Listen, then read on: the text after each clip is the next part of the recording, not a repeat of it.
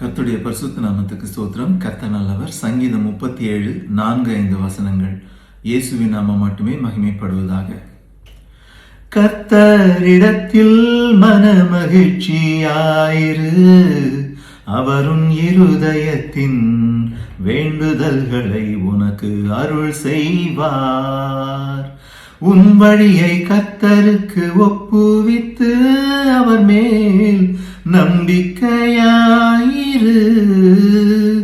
அவரே காரியத்தை வாய்க்க பண்ணுவார். கர்த்தரிடத்தில் மன மகிழ்ச்சியாயிரு, அவரும் இருதயத்தின் வேண்டுதல்களை உனக்கு அருள் செய்வார்.